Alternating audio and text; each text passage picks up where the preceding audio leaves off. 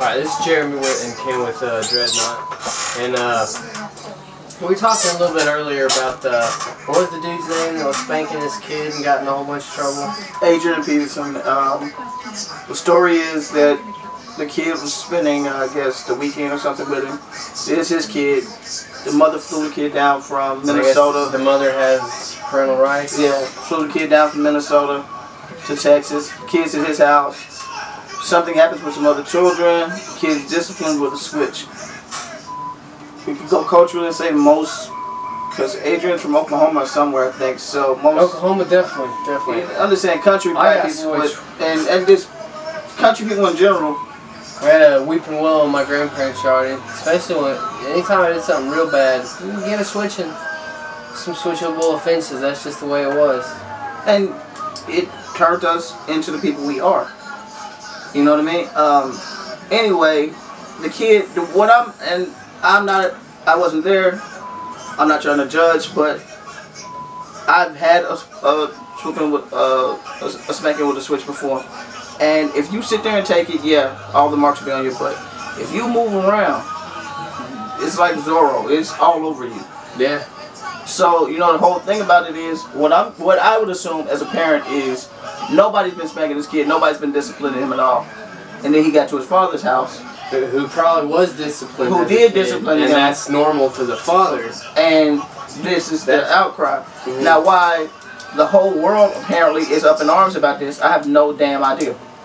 It's not... Probably to keep us paying attention to that as opposed to anything else that might be in the news. But meanwhile... Or not in the news. Like for the Ferguson thing. First thing, besides the racial comments and all the rest of that shit, first thing anybody wants to say is these kids have no discipline. Somebody needs to raise them, da da da da. But the minute you raise your kid or discipline them, the minute you discipline them, you're the bad guy. And we're not saying by any means you should give your kids a beating for every little thing that they do. But if they do something that deserves a beating, spanking. I don't say. Well, not beating. Yeah. Bad wording on my part. I'm sorry about that. But a spanking, anything that deserves a spanking.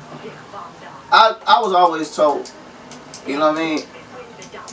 It's much better to get a spanking at home from your parents than from the world. Because the world's gonna whoop your ass. It's just that simple. Well, I really don't understand why cops don't want you spanking your kids, because they're gonna shoot them. So I mean, yeah. Well, it's kind of weird because when we're not disciplining them when they're little, and then now they're doing they're wilding out when they're adults, and we're going over the top with it. Especially if you happen to be of a minority or certain social class, you're more prone to this. But so not doing enough when they're younger kind of leads to having to do a little bit go over the top whenever they're older. And like we were talking about earlier, psychologically speaking, kids pick up and learn most of their behaviors between 1 and 5 years old. So if you haven't disciplined your kid or taught them right and wrong by the age of 5 or 6, you pretty much just made a monster. He's not gonna get it later on. Well, also, has society really gotten that bad to where most cop or police agencies have some kind of like military issue weaponry or equipment? Grenade launchers or automatic weapons, tanks. And like you said earlier, isn't that odd that... Well, maybe not tanks, but military No, they got tanks. Oh, they got tanks? But isn't that odd that, like, we're taking away from spanking, which helps develop a kid into being normal, but we're adding money to ways to kill them when they get out of line? You know, it's kind of setting a recipe for anarchy. You're setting a recipe for people to do certain things, so you have to come in. When it could have been nipped in the bud from day one. Well, also, this kind of also leads to, like, there's been a lot of weapons that were issued from the Pentagon to local police agencies, and a lot of that stuff comes up unaccounted for or missing. They don't know where it's at. Oh, they know where it's at. Somebody does. You know what? On the streets. People talk about gangs. People talk about other exactly, things. They get into the hands of the wrong people, possibly. Okay, so you got cops who make money selling guns to gangs, all this other shit. You also have white, black, Asian, whatever supremacy groups. Well, I still don't think there's such thing as a black supremacy group, because just by definition that's impossible.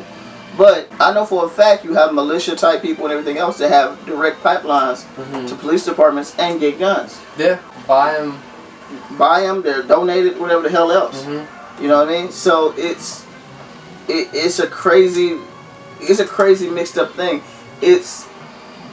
We always say people need to wake up and pay attention to what's going on. It's too easy And by, like Jeremy said, by no means are we saying beat your kid, but as you're paying attention to what is going to happen if they're not disciplined. You know what I mean? The jails are overflowing for a reason. People haven't gotten worse. You just quit raising them. Well, it is crazy how that we've got like per capita the highest prison rate of for a population than anywhere else in the world. How nutty is that? Are we really that crazy? Are we really so crazy that the people that are supposed to discipline us need to have tanks and grenade launchers and all this stuff? Are we really that nuts at this point? Yes. Yes. Have you watched the news? Yeah. Yes.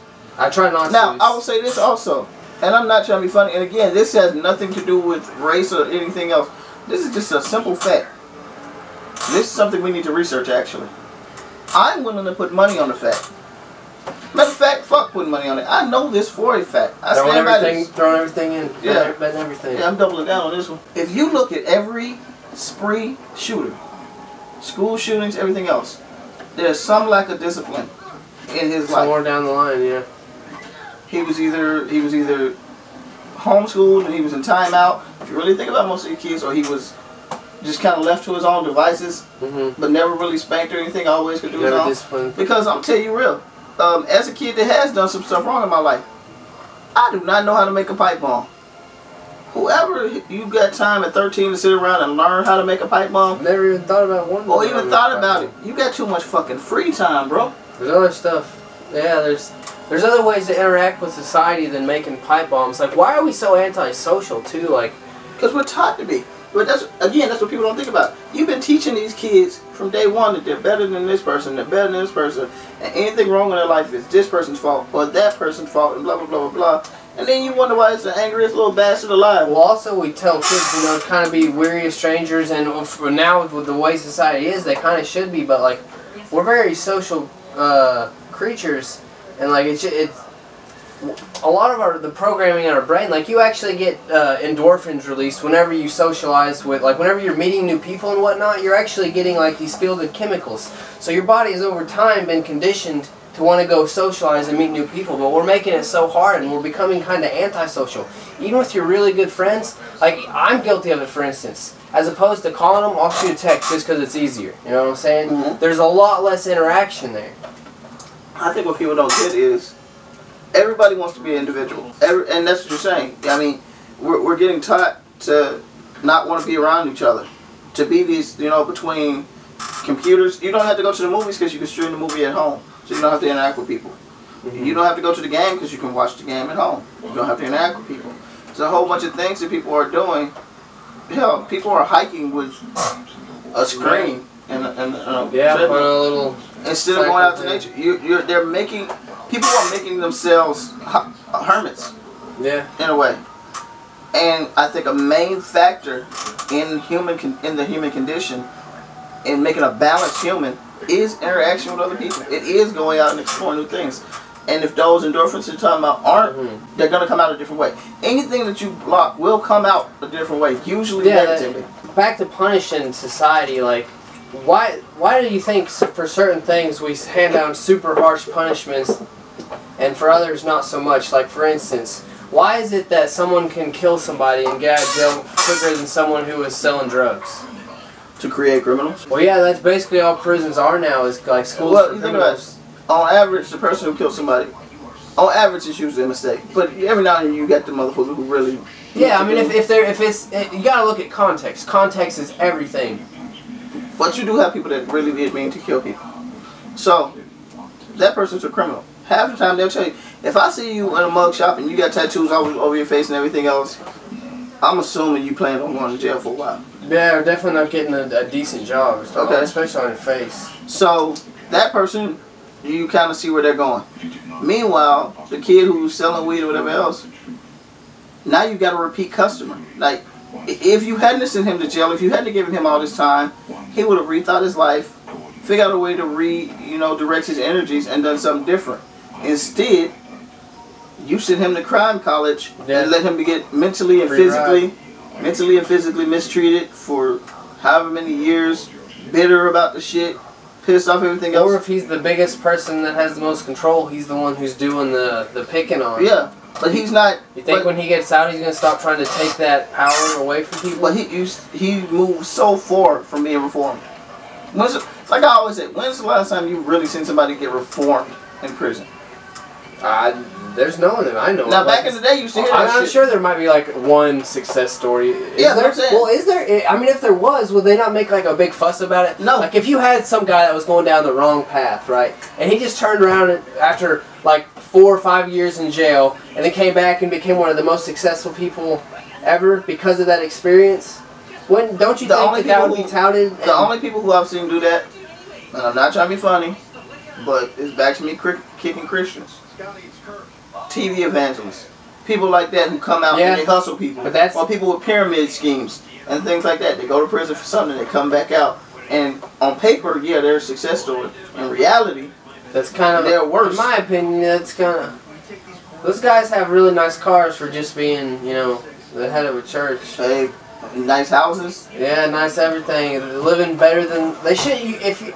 If you're making money like that, in my opinion, and this is just my opinion, you shouldn't be living better than the people that you're, you know. If you really are what you're supposed to be, yeah. That makes kind of a Well, we got pastors and priests around here who got their own private helicopters. Count on that religious thing though. There was a story that came out where one of the senators is saying his ideal of fixing terrorism is to put cameras and start spying on the Muslims in their mosques, in their churches and things. Now, I'm not Muslim. I know very little about it, but I would say this. Over there? No, or here. So I would say this. No matter what you think about the shit, I always try to be not so much fair, but honest. Honest and fair, let me say it like that. If you did choose to do that, if that did pass, wouldn't it have made more sense to put it in a confessional booth or somewhere else where a priest would touch on little kids every 3 days? Yeah, I mean, they're unwise to do anything about that kind of crime. That's like it happened so much that you couldn't not hear about it. You know what I'm saying? Exactly. And this kind of goes back to over punishing society or over disciplining society. Like, there's cameras everywhere, man. Like, they basically could. Almost like England's really bad about it. England, yeah. There's like some statistic, I forget it off the top of my head, but for every baby born, there's so many cameras being put up, or something crazy. Like I think it might be for every baby born, there's a camera put up over in England. If there was, but I think they're trying to get like that here too, though. But that's they got cameras everywhere. That's what I'm going to say. The most interesting thing, and this is going to wrap around to a different point. How interesting is it that we could Google my address right now? And get a live shot. Oh, a live shot? Like, do we have access to live stuff right now? Sometimes. Because I know on Google Earth and stuff, it's like having a satellite on your phone, which is crazy enough. That's what I'm saying. I used to think it was just the image of just the house. That's all Google Earth was, I thought, right? But you can go in there now and you can see like when a car. A live feed or something? Like crazy girlfriends do that shit. They'll know when your car is there and when it's gone. You know that's crazy if they've given us that much access. There's been reports of people robbing houses that way. Because they'll look at the house and tell somebody, okay. Well, breeding smart criminals are going to use the tools they have. Okay. So, Google Earth, satellite maps, street cameras, cameras on the side of buildings to catch whole streets. Well, also they track you kind of with your phone too. But no, I'm just talking about cameras. Just cameras. Just watch the point I'm finna get to. All I've heard about this week is Ray Rice and him hitting his girlfriend in the elevator. And I asked someone about it, and they were like, well, you know, because he didn't get arrested, it was nothing like that. They were like, oh, well, you know, the video, that's the problem. The fact that he was caught on video doing this. Yet, there is no video of the Ferguson shooting at all. So, rationally, you expect me to believe you can get more footage in a closed elevator than on a freaking street with a patrol car? Well, also another thing that's crazy going back to this, and just to tie this off, the double standard. Like, what if everyone had access to all the cameras all the time? Like, for instance, they have camera footage from like a gas station or something that was or a hotel that was across from the Pentagon. Whenever that plane and the anniversary just happened, the 13th anniversary. Yeah. There's footage of the plane. I wasn't there. I don't know. I haven't seen that. It doesn't appear to be a plane if you look at the evidence. But there's footage of the supposed plane hitting this building, but they won't release that. So why is it that they can come to a private corporation, which under law would be considered a citizen or a person under law? Why can they come and take from a person, but then they won't release that? Why can they just come and take that? Technically, it was that company's property. But if you think about it, dude, that's the whole thing. A lot of shit. Most of the shows we do go to one basic point: hypocrisy. How could they just come in and take the land from the Indians? How could they just come in and take Texas from the Mexicans? How could they just come in and do blah blah blah blah blah? How can they just sell parks to private persons? The rules sound great until it starts fucking with their bottom line. Exactly. The rules are great for you. They got a different set. Like you said, the whole people pushing for national forests to be, sold to corporations. There was a guy, what was it, 3 or 4 years ago, his company wanted to privatize water. Yeah, it's crazy stuff like that let people get away with. No, but like on the plus note, on the plus side at least, they have used cameras successfully. There was this county in California where they started making the cops wear cameras on their uniform, and police misconduct went down by 60% and complaints went down by 88%. So on the plus note, see, there is some benefit in these things, but we're being denied access to how it would benefit us. I'll say that, and I learned this the hard way. When cops have the patrol cars supposed to have a camera regardless. They can conveniently lose. And this, I have no problem saying, this is a personal story because it was me. I got detained by a police officer. My lawyer showed me the tape later because he asked me why I told the cop he could search. He was like, because I was thinking, I was like, dude, we were out there for like 20, 30 minutes. And I never picked up on it until we watched the tape. The cop kept doing this to his shirt. He kept doing it. And my lawyer had to tell me what he was doing. Oh, he's scratching his microphone. He was fucking the mic up. Yeah. So when he asked me for consent, no. You can't hear 15 minutes of the conversation because every time he asked me a question, he would fuck it up. When I finally got frustrated and was like, dude, fuck it. Do whatever the fuck you want to. You hear that perfectly. My question logically is, so if you knew what he was doing, don't that automatically make it illegal? Yeah. But no, you gave consent. And then that's the part, of course, that they have clear. And that's all they cared about. The reason for that story and the point of it is, no matter what you do, if we get cameras, like you said about the criminals, if we get cameras, they're going to figure out a way to manipulate that. If everybody has a cell phone, they're going to figure out laws. That's why they were trying to figure out laws to stop people doing certain things with their cell phones. Yeah. A cop has no problem telling someone that it's illegal for them to film them, even though it's clearly not. Although I do think we'll eventually get to the point where no one will have any privacy. No one has any privacy now. I mean, honestly, you don't have any privacy. The best video games basically watch you. Yeah, then the Xbox, there's a lot of controversy with that, but they supposedly, for now, withdrew that, but it still has the potential. My iPhone updated today, and I gotta go through it. And I haven't updated mine. I got iOS, the older one. I have to go in and look through the settings because I was looking at it.